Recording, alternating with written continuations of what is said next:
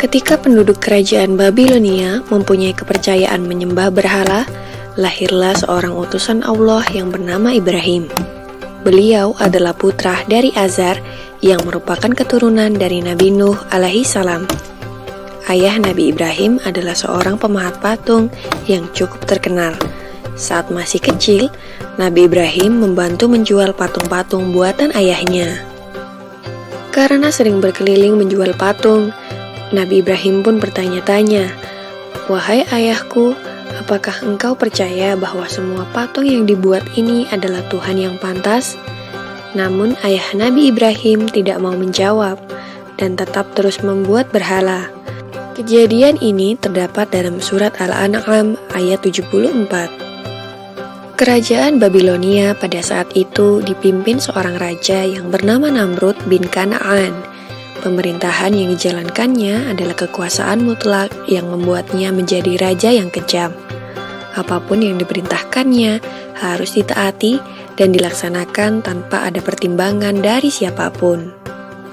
Setelah dewasa, Nabi Ibrahim mulai menyebarkan ajaran Allah Subhanahu wa Ta'ala.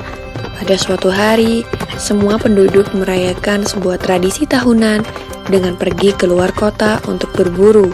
Nabi Ibrahim juga diajak oleh ayahnya. Namun kali ini Nabi Ibrahim menolak dengan alasan sakit.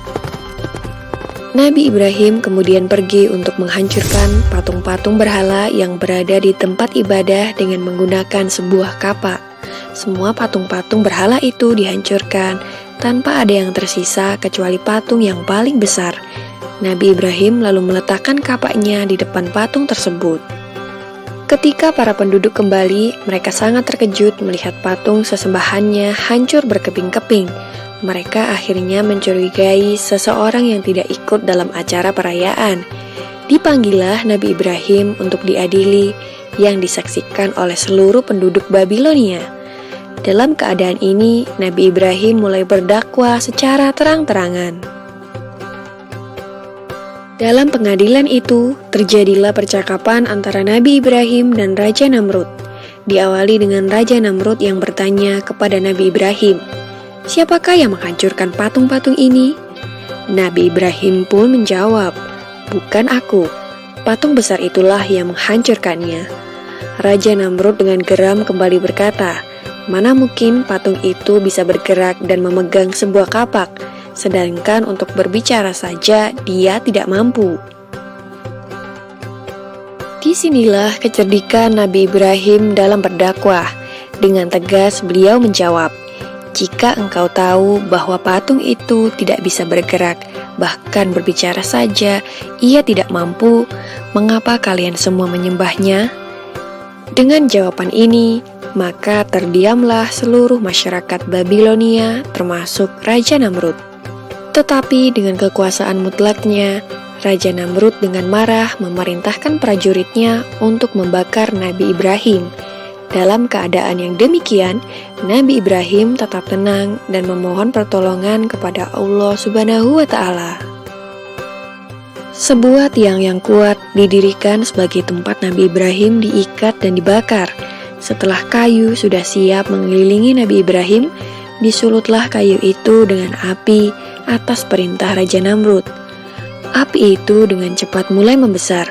Masyarakat Babilonia pun mulai bersukaria melihat Nabi Ibrahim dilahap api. Namun, alangkah terkejutnya para penduduk karena Nabi Ibrahim tidak terbakar.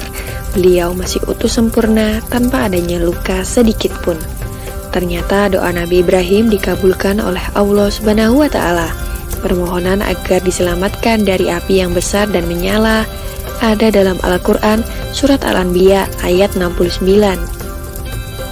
Maka selamatlah Nabi Ibrahim dari kobaran api yang amat besar, sehingga penduduk menjadi takjub terhadap mukjizat Nabi Ibrahim.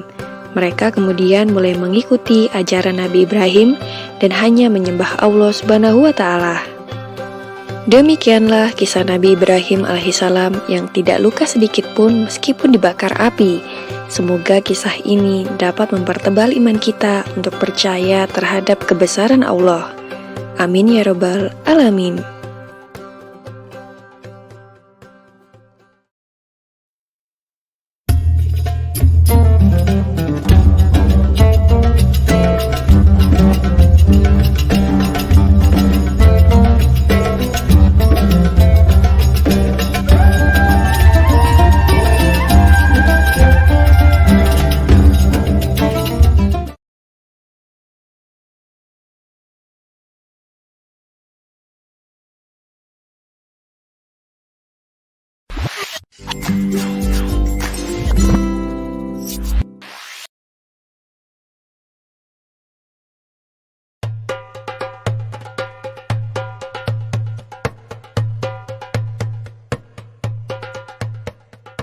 Kejahatan Fir'aun semakin menjadi-jadi. Para pengikut Nabi Musa disiksa agar menjadi sesat dan mengikuti kembali perintah Fir'aun. Istri Fir'aun yang dulu merupakan ibu angkat Nabi Musa turut mengikuti ajaran Nabi Musa.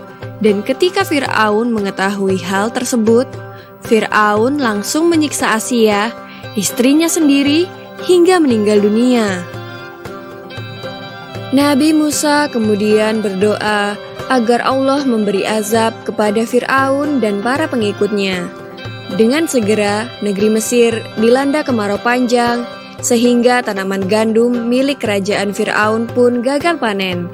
Banyak pepohonan dan hewan ternak yang mati, disusul badai yang merobohkan rumah-rumah mereka, dan wabah penyakit melanda di mana-mana. Dalam keadaan demikian, para utusan Fir'aun mendatangi Nabi Musa agar berdoa kepada Allah untuk mencabut azab itu. Nabi Musa akan bersedia berdoa jika Fir'aun berjanji membiarkan kaum Bani Israel pergi dari Mesir bersama Musa. Namun setelah azab itu berhenti dan keadaan menjadi normal, Fir'aun malah mengingkari janjinya. Kaum Bani Israel yang menjadi buruh, budak, dan sebagainya tetap diperintahkan untuk bekerja paksa di Mesir, dan para pengikut Nabi Musa masih banyak yang disiksa. Kemudian datanglah wahyu dari Allah agar Musa mengajak kaumnya pergi meninggalkan Mesir. Mereka berangkat secara diam-diam di malam hari agar tidak diketahui oleh Fir'aun. Namun pada akhirnya Fir'aun tetap mengetahuinya. Fir'aun dan ribuan bala tentaranya segera menyusul rombongan Nabi Musa. Ketika rombongan Nabi Musa telah sampai di tepi Laut Merah, mereka tidak dapat melanjutkan perjalanan karena terhalang oleh lautan. Para pengikut Nabi Musa menjadi panik karena Fir'aun bersama bala tentaranya dari kejauhan sudah tampak bersiap akan membunuh mereka semua.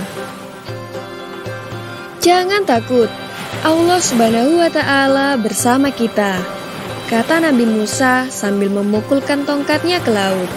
Seketika itu juga Laut Merah terbelah dan memberikan jalan kepada Nabi Musa beserta kaumnya. Para pengikut Nabi Musa segera berjalan di tengah-tengah laut yang terbelah itu. Setelah mereka sampai di daratan seberang, Fir'aun tiba dan menyusul mereka melalui jalan di laut yang terbelah itu. Namun ketika Fir'aun dan para pengikutnya sampai di tengah-tengah, mendadak laut yang terbelah itu menutup kembali. Tenggelamlah Fir'aun dan para bala tentaranya yang berjumlah ribuan itu. Semua binasa tanpa tersisa. Sesudah selamat dari kejaran Fir'aun, Musa dan pengikutnya meneruskan perjalanan. Di waktu mereka kehausan dan tidak terlihat ada tempat mata air, Nabi Musa lalu memukulkan tongkatnya ke sebuah batu yang cukup besar. Maka dari batu itu memancarlah air yang dapat mereka minum. Dan ketika mereka berada di semenanjung Sinai, Mereka merasa kepanasan karena panas matahari seperti memanggang bumi. Tak ada tempat berteduh karena tak ada satupun pohon yang terlihat oleh mereka. Di saat seperti inilah Allah memberikan nikmat-Nya berupa awan yang mengikuti dan melindungi perjalanan mereka. Demikianlah kisah Nabi Musa alaihi salam membelah Laut Merah yang membuat Raja Kejam Fir'aun tenggelam di dalamnya. Semoga serangkaian kisah Nabi Musa ini dapat mempertebal iman kita dan semakin percaya akan kebesaran dan kuasa Allah Subhanahu wa Ta'ala. Amin ya Rabbal Alamin.